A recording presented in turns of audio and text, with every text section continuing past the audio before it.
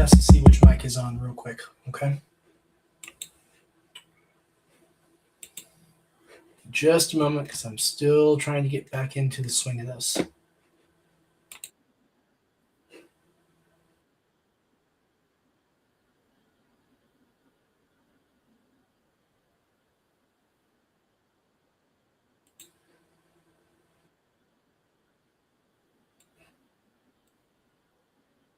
Okay.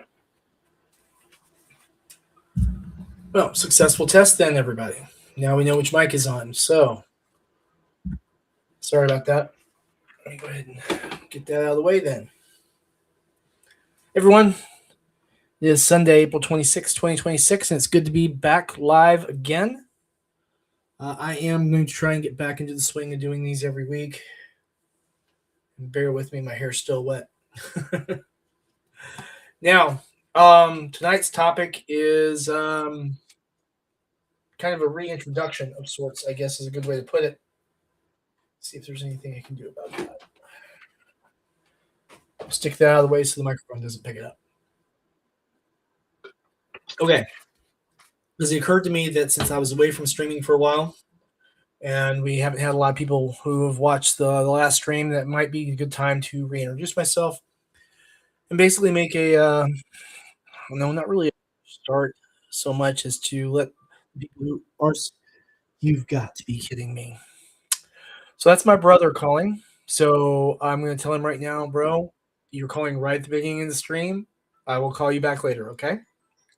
So at least the ringer's turned all the way down. So there we go. Okay. He's got perfect timing though, because he did this yesterday when I was on someone else's stream. So right at the beginning too. Oh Lord. Okay. Anyway, so for everyone who is new here, again, my name is Sam Quinton. I founded and operate Sinopa Publishing here in Frankfort, Kentucky. We create comic books and role playing game books. Our comics include 47 Furious Tales, which is the story of the 47 Ronin from Japan's history told through anthropomorphic animals. It's this fast, furious samurai action story. When I wrote it after a fashion that reminded me of the Akira Kurosawa movies. That was something that I've always enjoyed, and I took a lot of inspiration from with regard to story pacing. Then we also have Reign of Ages, and then Tibia are time traveling psychedelic mushrooms, and we published Necroholic by Brian Lee. And then for our role playing games, we have 2 issues of our Sinopa Omnibus out, which we will probably bring the third one out this year, crowdfunding and time permitting. We also have the Tarot Adventure D&D series under the Open Game license. The last book we released on that was the third adventure in that series, where each adventure is themed after one of the tarot cards, one of the major arcana cards, and tarot. Now, with that, we did stop production for a while because of some of the hijinks that were going on with problematic changes that were supposed to be coming to the Open Game license. That said, I will have council review the game license and make sure that we have everything squared away before we release anything else in that title line. That's going to cost me a few $100s, so bear with me. And we've also put out the Steel Road, which is a 5e open game license supplement for the world's most popular role-playing game.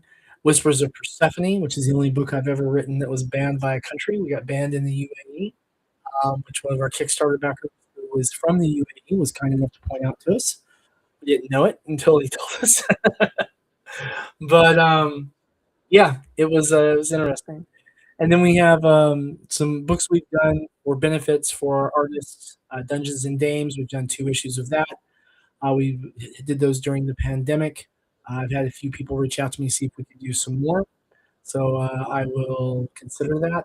But we are currently working on our first magazine, Art by Humans, which is kind of in the same vein, only it's art that Sinopa owns copyright on, stuff that we've commissioned and paid fully and own entirely, with the exception of some pieces that have been donated by my friend Pete Vasquez. who is who's written an article for that issue, paid article, I should say. We made sure we paid him. Um, because I'm a big believer in people getting paid.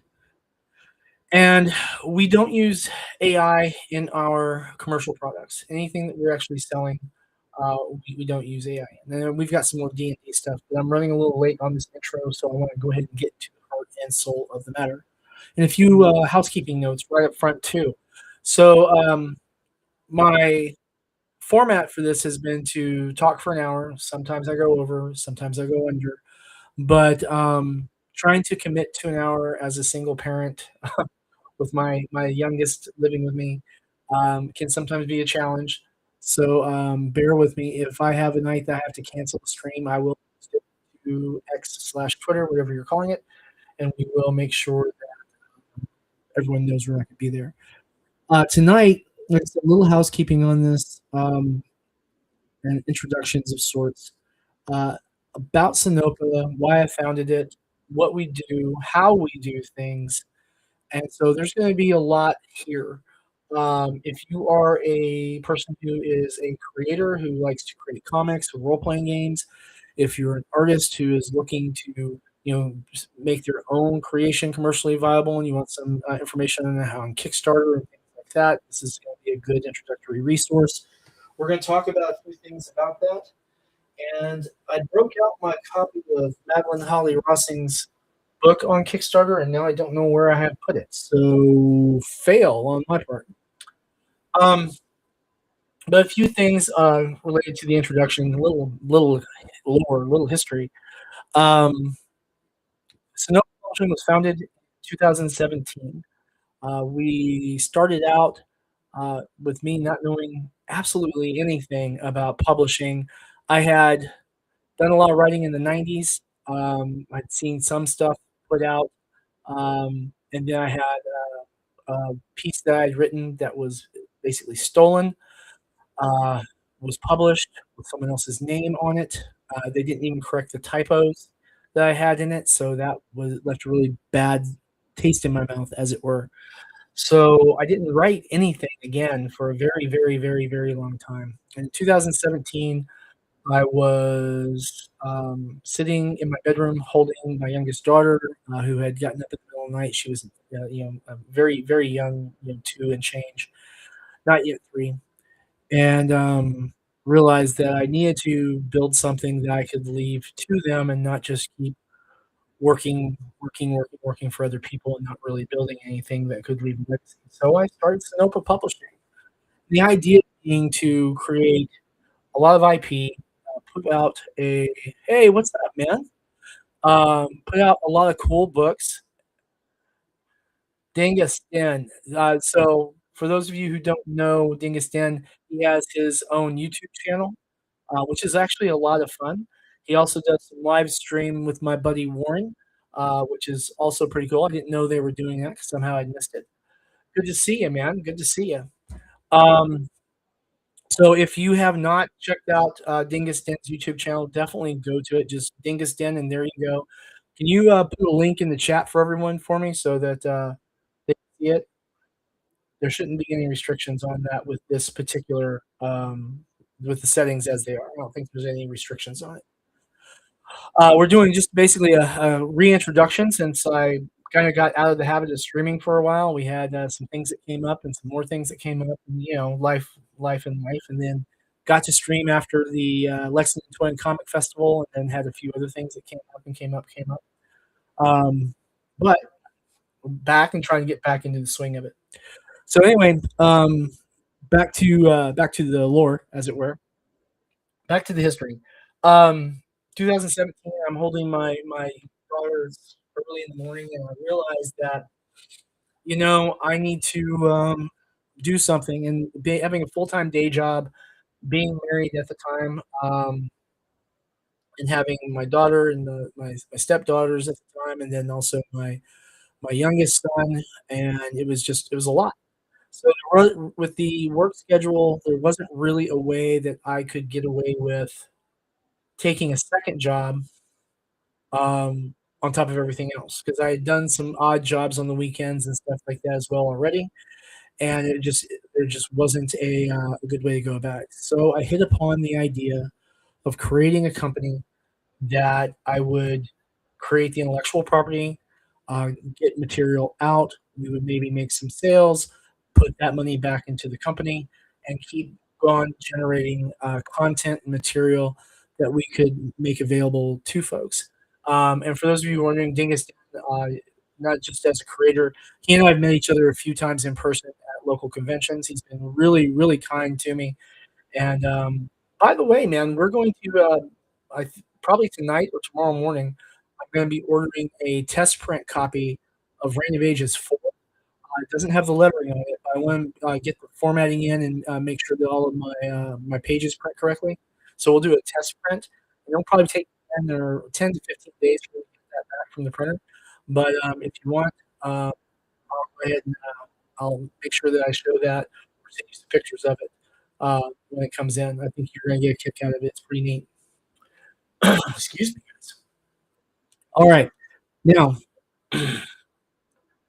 so when we first um, started with the D&D open game license, of course. One of the things I'd always wanted to do, and one of the things I had done before, was write content for role playing games. But I also wanted to get into comics. But role playing games, um, in some ways, it's a little easier than creating comics. It's little more labor intensive on writing, certainly, because you put more content in, more words per page, as it were. And so we started out with that. I didn't have any money at all. I registered the company.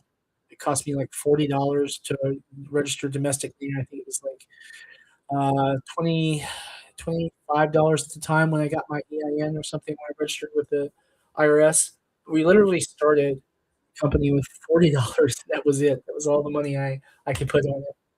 So I rounded up my buddy James and my buddy Brian. James was not in a position where he could do any work at the time, and Brian and a few of his fellow Cooper School graduates agreed to do the first book on a royalty basis. We got it done. We got it printed, and the printer misprinted the entire press run. Now it wasn't a big press run because we only funded like I think $700 or something like that on the Kickstarter campaign, but it was it was completely screwed up. The entire thing was printed with pages out of order. A few of the covers were on upside down. A couple of them were backwards. I don't know what happened there. I don't know how that happened. Even to this day, I can't imagine how that process would have worked to have screwed that press run up that bad. But um, called their support, said, "Hey, this is not what my print files look like. This is not how my book looks like." They're like, "Okay, show us." And the support was really good. They're like, "How the hell did that happen?" And so, about 15 days after that, I got my order in, and it was this time printed mostly correctly. There were a few that were damaged in shipping, but there was enough to do the fulfillment. We got the fulfillment out. We got some comp copies out to the artist, not a lot, because like I said, we only funded like $700, and got our stuff uploaded on drive-through to start making digital and print-on-demand sales. And then we did the second book again on royalty basis. And by the time we got to our third book, um, we were actually producing things by paying everyone, um, and then buying the art outright, and then crowdfunding to raise a little more money to buy more art. Um, Zach Viola and I partnered up to do a joint venture with the Steel Road. He owns half of that title's royalties from the sales on that, just by virtue of he wanted to go ahead and have half of it. And anytime that, but to be clear, he doesn't do that anymore because sales take a long time and you get very, very slow revenue out of that when you do it on a royalty basis. But we kept crowdfunding, we fulfill everything, and we developed this really small little core group of about 100 people. Larry, what's up, man? How you doing? This really core group of people who kept supporting our work and supporting our titles. And for 2017, 2018, to 2019, we kept putting out books. Now, we ran into some problems with Death Comes to Glenfollow, the 3rd book in the Tarot Adventure series, and that book ran late, a couple of months late, but we kept up information going out to the backers and got that taken care of. Now, what's really weird about that is I got divorced in 2018, and we were still able to keep the cadence up and keep things being made and put out. And then the pandemic hit. Um, and honestly, the pandemic affected us in the sense that we had a lot more people on Kickstarter, so we had some higher numbers in our crowdfunding, certainly. But I think also too, we had the best part of it was that we were already printing domestically in the United States, so it really didn't affect us for overseas transit problems. Now, did printing costs go up? Yes, and printing costs go up constantly, so that's something you kinda get used to. But we were able to do that and then get our books out, get them in people's hands, and, continue to make our commitments and really follow through with this idea of trying to underpromise and overdeliver. Know what our capabilities are, promise what we're going to be delivering at that level, and then work like hell to try and make something better than what we had promised. To make sure that the quality is the best that we can do at the time, learn from that, and then do better after that. And that's done pretty well by us. And then 2024, we put out Tibia or Time Traveling Psychedelic Mushrooms in late 2023. 2024, we went to crowdfund the second issue and also Reign of Ages issue 4. And we had done a couple of other projects earlier in the year, but these were later in the year, in September and October. And the 2024 was the election cycle was just absolutely burying everything in our social medias. And we just did not get eyes on our campaigns. And so we had a couple of campaigns fail for Tibby issue 2 and Reign of Ages issue 4. Now, had campaigns fail before and usually just turn around and relaunch and do fine. But with the election hitting and being towards the end of the year, I decided to put it off and we would go ahead and do it in 2025. And I was targeting late January or early February, right, for relaunches. And then in January, my stepdad ended up in the hospital. And then shortly thereafter, he passed away. Um, and that changed things in the family dynamic a bit. So it put a little more work on me to help out with um, doing some errands for my mother and things for my brother and things like that. Both of whom were disabled, so it was definitely a workload, and was kind of getting in the cadence of that. And the summer was coming up, and we were getting ready to finally do some relaunches. Um, Art teams were busy with other projects for other companies, of course. So we had to try to juggle that calendar, ready to go. And then my cousin died in the summer. Um, that added some more on my plate. Getting ready to get things done, through things, getting used to the new norms. And then August 31st, my father died. And it's been months and it's still hard to say. Um, what that did to me was really knock me for a loop. Um, obviously, I'm in my 50s. Stepdad and my dad were both, older gentlemen. You knew it was coming eventually, but there was a lot to it. You've got wills and probates and stuff like that. So that has had me tied up a lot. And so we were originally going to be launching to get stuff done in January and February and then in March and then in April. Now we're looking for our first launch of this year to be happening in May, and that is probably going to go ahead and be Reign of Ages rather than Art by Humans. Art by Humans, I'm looking at a little content. But Reign of Ages is done except for the lettering, so we'll get that lettered. Taylor's going to be available on the 7th, and so we'll go ahead and get him to letter that, get him paid.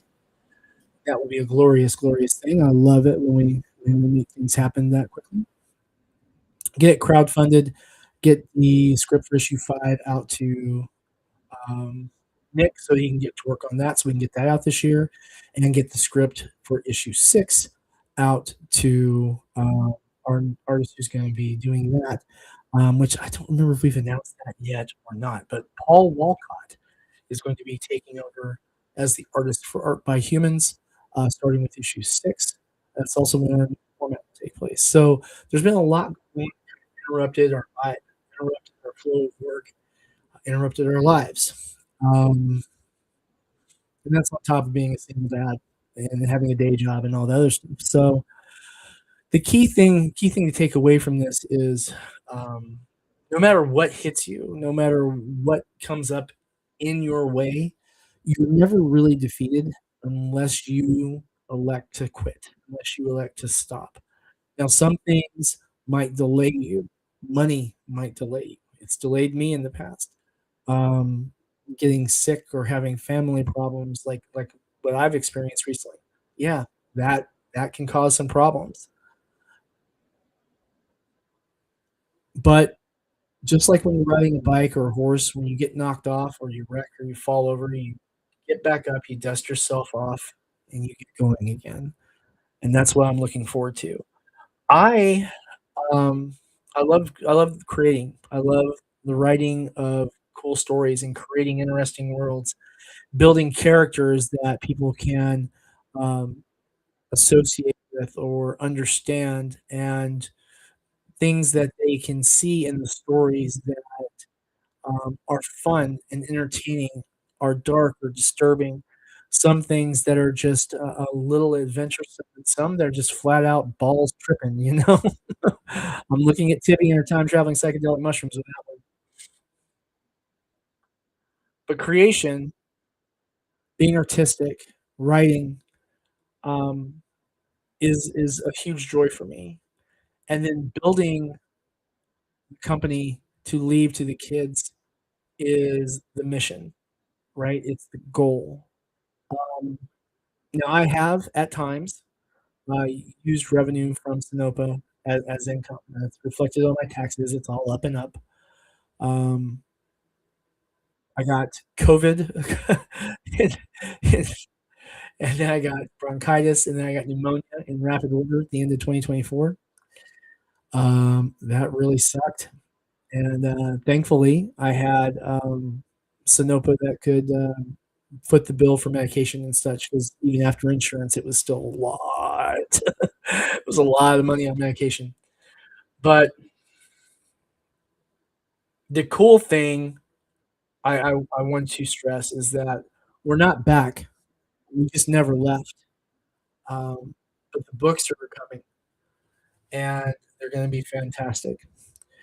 We have fulfilled every successful Kickstarter and crowdfunder and Indiegogo and oh god, I just forgot the other platform. I feel so bad because Fund My Comic. Oh god, that's so embarrassing. Sorry, guys. The Fund My Comic guys are gonna hate that. Yeah, but we've fulfilled every campaign that's been successful. And Zach and I did another cooperative thing after Steel Road that was Santa Dragon Clause 25 holiday magic items for D&D. Uh, that campaign did not fund, but we had the book done, and so what we did was we gave away PDFs of it to the backers anyway, and print-on-demand codes that let them order the book at print cost. So we didn't make a dime on that book. I've assigned almost all of the royalties on that book to Zach. So whenever someone picks that up, he's making a little bit. And I tell you, he's a fantastic artist. If you are a D&D fan and you want to make a little difference in a great man's life, pick up Santa Dragon Claws because he did a fantastic job on that. And it's a fun little book of magic items with holiday themes and such, and a few that he came up with that are that are just a real trip. But we um, take that very seriously. And now I know I've promised you guys a bunch of stuff in this, so we're gonna talk about a lot of stuff. So the next segment we're gonna go into kinda talks about the flow of the money, alright? So, that you don't have to have a finance degree or a master of business administration.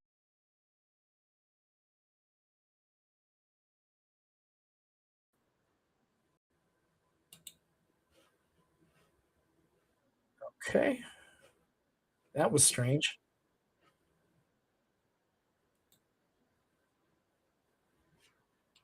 Alright, well, it's not wanting to show the chat at the moment. We'll figure that out. I don't know if I hit something or not. Weird. Very, very, very weird. Okay. Well, I'm not gonna fiddle with it for the moment. I'll fix it for the next stream. Anyway, about the money. So if you go back and you check the crowdfunding campaigns across all platforms for Sonoma, we don't have huge campaigns. We've never had huge campaigns. We've done as low as, a couple $100, as high as 9,000 and something dollars. But we set our campaign goals realistically for what we need to fulfill our campaign obligations. So where does the money come from for all these subsequent books? We're not 100% of the creation costs on the Kickstarter. Well, that comes from us taking, the extra print copies, and we usually will, if it's not a crowdfunding exclusive something or cover or print or something, we'll take and we will overprint on the Kickstarter campaign. And then we go to conventions, sell, sell, sell, sell, sell, sell, sell. And what that does is it gives us money that we can invest then into the next title. Now, for those of you who are looking to make a living doing this, I don't make my living doing this. I make my living from my day job. But not only have I been able to continue to create cool new stuff, I've also been able to help other people with creating theirs and getting theirs out. Brian, who I've known since he was a kid, um, literally, God, how long have I known Brian? 27 years now. Um, no, 26 years now. Brian, who creates Necroholic, he wanted his book to go out, and I was more than happy to either help him self-publish it or publish it himself. And we, you know, had a realistic conversation about distribution and everything, and here we are. And he can shop the book anywhere he wants, and has done so, and still here with me, which is incredibly flattering. And looking forward to getting his fourth issue soon. I got to call this week and see where that's at, so that we can get that out into the world. But the monetary end of it, by taking and reinvesting in that, it serves that mission. It serves that goal where I'm putting money into the company to build that legacy for the kids. And you know, there's been profit. Okay, we have been profitable all except for technically we were profitable in 2025, even without putting out new books and such. Because we put out some new art prints and we profited on those. 2024, even with the two failed Kickstarters, we were still profitable. So yeah, we were profitable. Um, I think every year, but 2017 and 2018, we were profitable like $20 or $50 or something like that. So not profitable our first year, but squeezed a little bit out after that. Um, but everything goes right back into productions. So you'll see that we have um, money that goes into new inventory, money that goes into art, money that goes into our ISBNs for our RPG books, that goes into our barcodes, that goes into legal costs. And people like legal costs, for, 'cause I'm talking about things like your copyright and trademark registrations. And then also we've had to sue people who violated our copyright before. So, there are costs incurred with that. But that's okay. The thing about the the monetary aspect for me is that if this were my full-time job, if this was all I was doing, um, I would probably not just have Snowbook putting out comic books and role-playing games. We would probably also branch into board games and then other financial, ventures, um, because the environment is incredibly competitive. It is one that is not easy to break into, and building a reputation, is primarily, uh, unless you have a real marketing budget, is primarily gonna rely upon your social media reach. Um, for those of you who bother to look, my social media accounts are pretty small, with Twitter/X being the, largest following I have, with about, I think 1,700 following accounts. I'd say probably 1,400 of those are real people, with about 200 of those real people not really being on Twitter very much. So probably about 1,200 or so. Some of the accounts that follow us are other businesses, so that's why I say they're not real people. And nothing wrong with that. It's just that, other comic publishers and such follow me and I follow them, and on and on and on it goes, right? So we get the chance to give each other a shout out to the folks who do follow us. Um, I was told very early on that if you didn't have, 10,000 people following you, you could not successfully fund a crowdfunding campaign. It's just not true, you know? Um, are you gonna have like $1,000,000 crowdfunding campaign if you've got 500 followers? Probably not. But can you fund like a $1,000 campaign with 500 real followers? You bet your ass you can. You bet your ass you can. So the thing about the financials on that, remember with your crowdfunding campaign, and I cannot stress this enough for all, especially for all new creators. I want you to hear me on this because it's important. It's phenomenally important. When you're crowdfunding something, that is not your money until after you have fulfilled your obligations. It's not. As a crowdfunding creator, you get paid last. Plan accordingly for that because here's the thing, when you crowdfund your book or you crowdfund your game or your board game or crowdfund your CD press run or crowdfund whatever it is you're creating, right? Just like any other business application, just like any other, industry, you are not going to survive on 1 sale per person. It's just not going to happen. It just isn't realistic. Mathematically, it doesn't work. So you really want to make sure that you're building your reputation through successful execution and fulfillment of your obligations.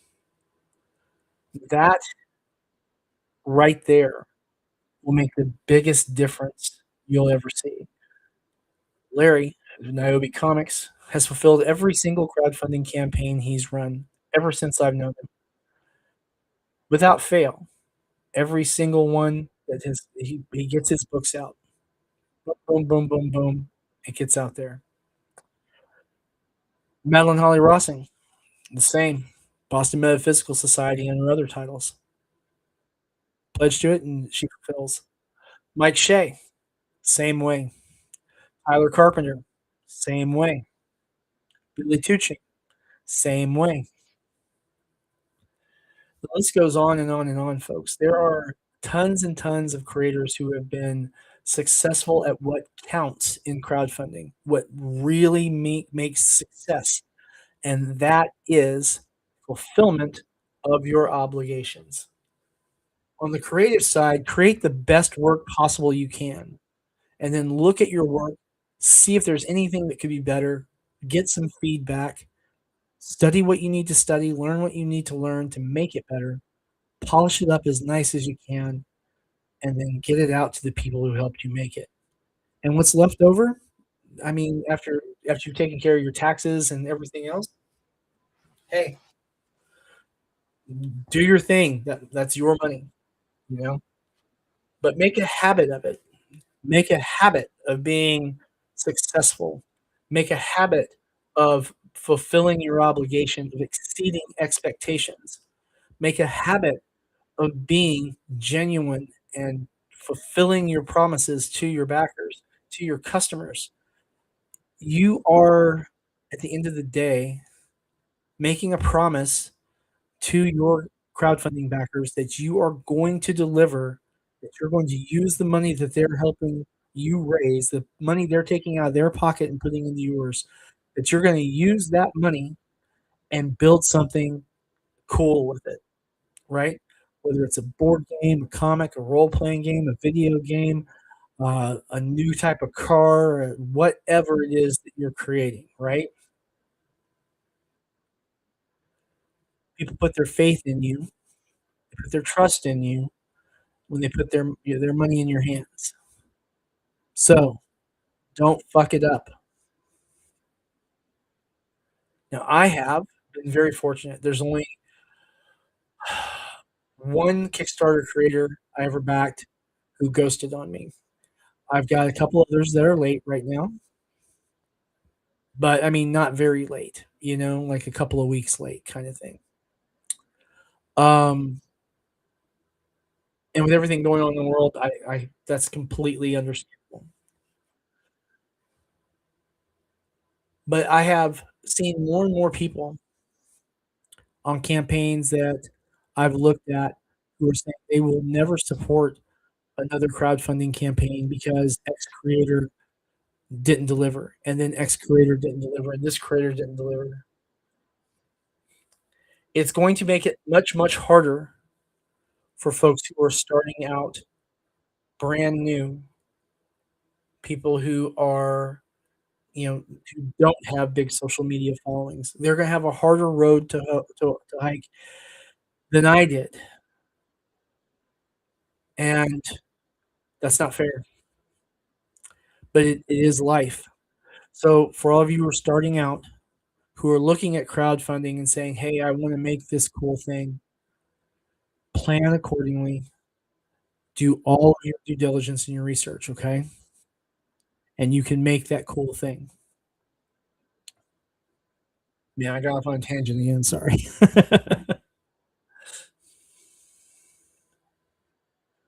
What does the future look like for the work I'm doing? Well, we're going to make a lot of cool stuff, a lot of cool books. We're going to adapt our calendar for the remainder of the year. Had to push back titles a few times now, but we will get to them and get them out. I have a manga I was hired to write that I'm going to be writing as well. I'm waiting for some information from the company that hired me, and then we'll probably get that first volume knocked out over the next few days. So that should be pretty cool.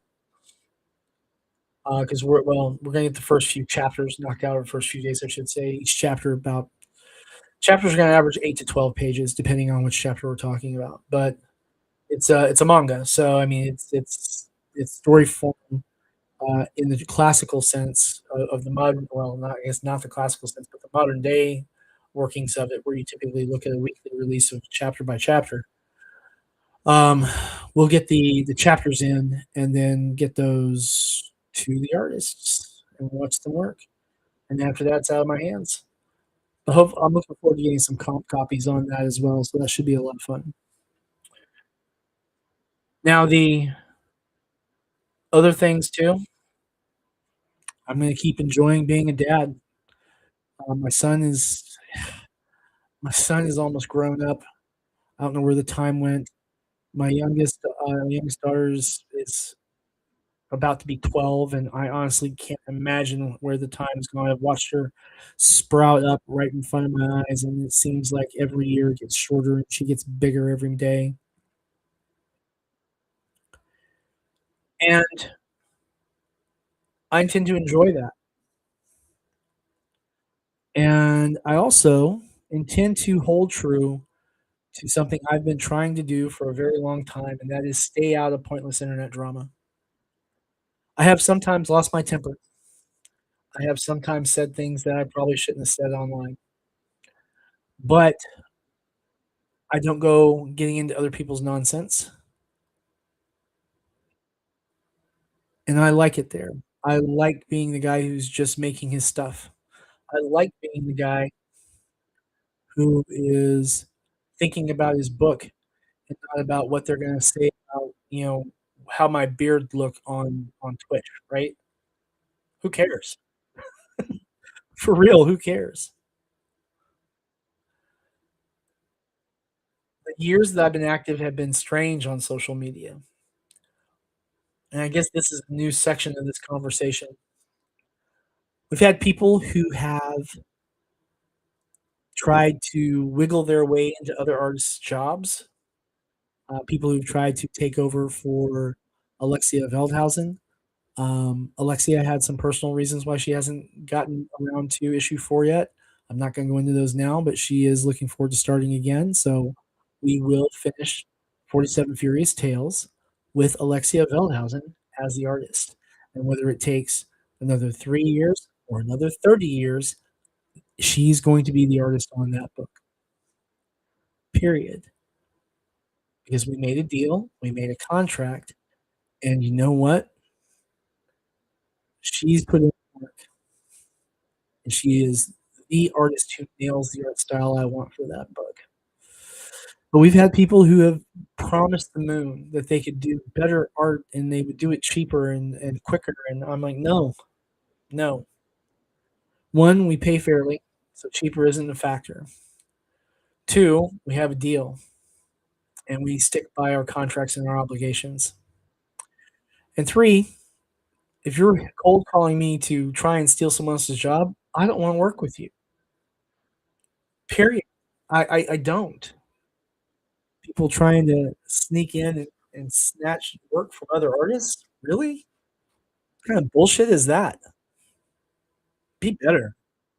Be better, man. If someone, leaves a title line, Nick is the co-creator of Reign of Ages. He's got his own publishing company now. I've introduced him to some resources that he's using very well in that regards.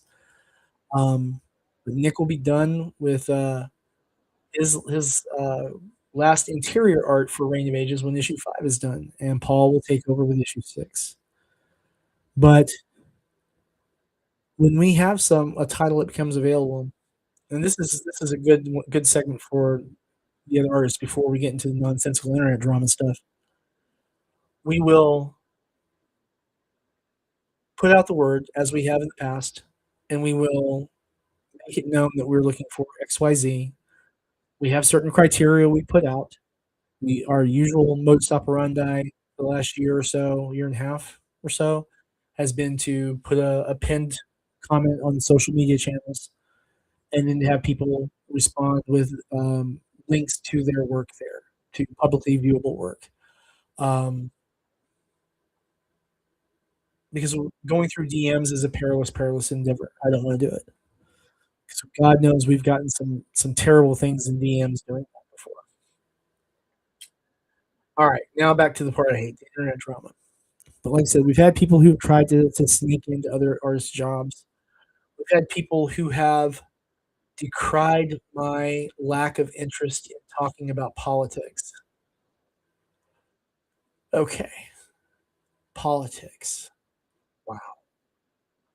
Um, I used to talk about politics before I founded Snowpa. Had my opinions, no one wanted to hear them. People wanted to strictly vote either Democrat or Republican. They didn't care about people with different ideas. They wanted things to go this way or that way. They wanted to smash this group or that group, and they wanted to argue, bitch, and moan.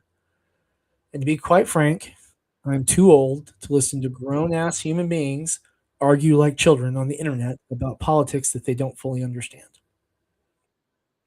So I usually don't talk about it.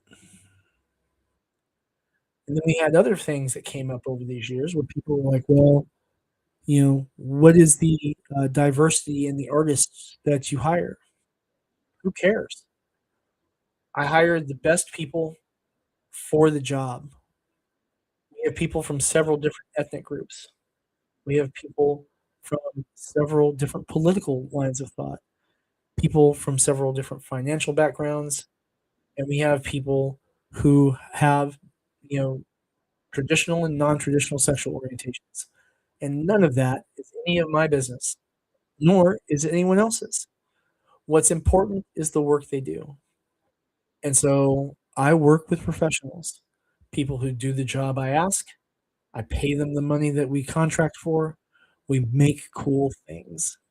And so you don't see me getting into arguments on the internet about, left or right or centric or what have you. It's not what I'm here for. Snopa's not here to lecture. We're not here to sway public opinion.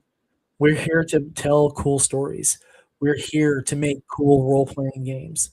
And that's what we're about.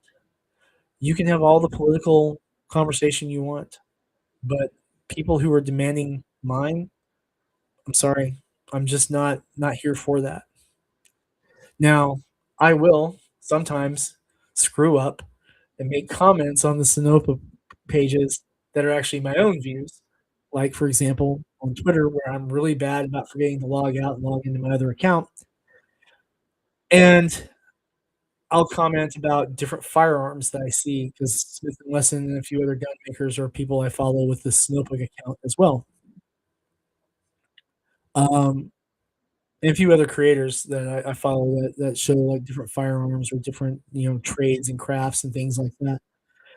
And so sometimes you'll see comments under those that are like the comic book guys talking about firearms. What the hell? Yeah, the comic book guys talking about firearms. Or the comic book guy has an opinion about a motorcycle. Yeah, the comic book guy has an opinion about a motorcycle, or about a car, or about a house or whatever. Um, and people are like, people on the internet, man, they act so damn weird sometimes. What are you talking about? What are you talking about? And then there's that other part of internet drama where people want to get on your case for people you interact with. Um, I interact with a lot of different people. So a lot of the content creators I interact with, it's because I enjoy their content. Some of them are a little controversial. Okay, it's just the way it is. Um, I am not going to get into dogpiling on creators or people on the internet. It is, I think, a waste of time. I don't think it's appropriate, and I think that people act ridiculous when they come and start, try and round up mobs on the internet to, belittle, berate, or otherwise, harass other people. Um, a couple of the content creators that I follow right now are actually being actively harassed, with, ridiculous stuff going on, and, I hope that they're gonna do okay. I hope that they're going to let it fall off their shoulders like rain. Um, the only thing that ever really got to me on any of the internet drama stuff was, people who sent me stuff that they shouldn't have sent me, and people who said things about my children that they really shouldn't have said. So, beyond that, stuff really doesn't get to me that much.